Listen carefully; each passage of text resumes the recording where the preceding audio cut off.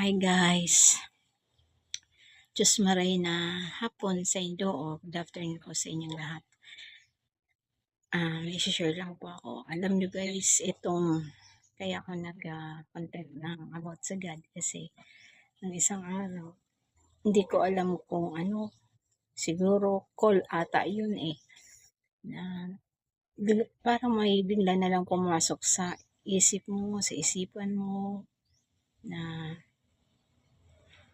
Holy Spirit na sinasabi. Yun nga, sabi nga nila, na kung may call sa'yo, bigla na lang papasok yun na Spirit, Holy Spirit na tinatawag.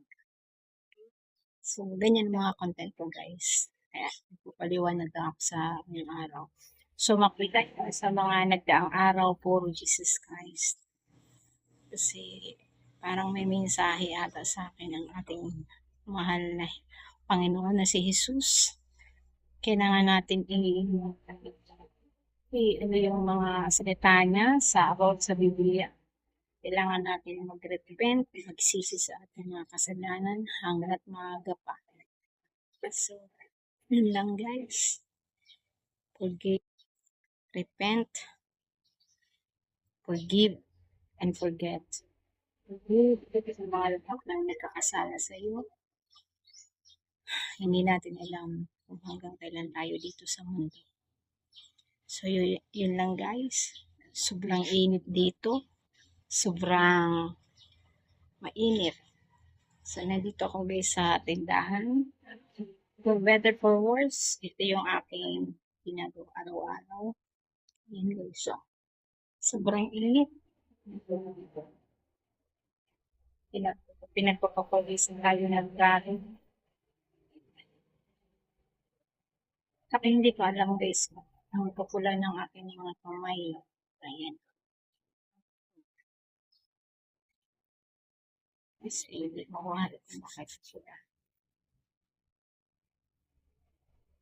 I-share the Lord na lang po sila. So, alam nyo guys, medyo ano yung aking paligid. Kasi nandito ako sa tindahan, sa labas. May nagpupukpok doon, dito pa sa daan. So, ito guys, ito ang aking magiging content. Kaya ako nag-content sa kadahilanan na parang call. Ito para sa kanya. Kaya, follow natin guys, ang aking content. Sana,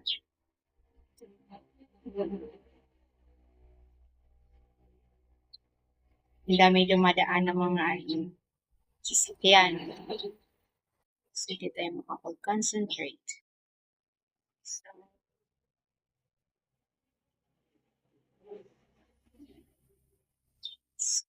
sobrang init yun. Tingnan guys.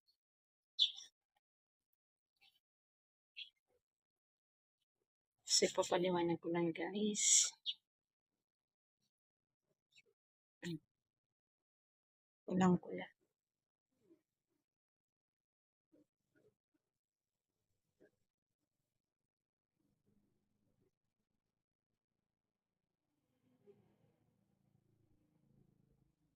Kaya ito yung buhok natin. Medyo buhok natin. So guys, isa nga kayo masasabi. Kundi pagpatuloy lang natin ang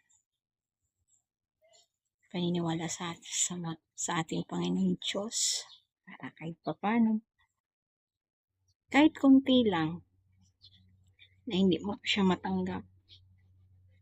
Kahit kunti lang. Alam nyo guys, habang nagsasalita ka about sa din, pinagpapawisan na ko ng grabe. Grabe hindi mo.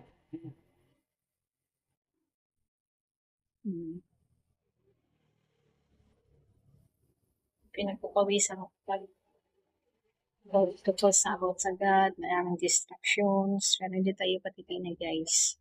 Yan lang.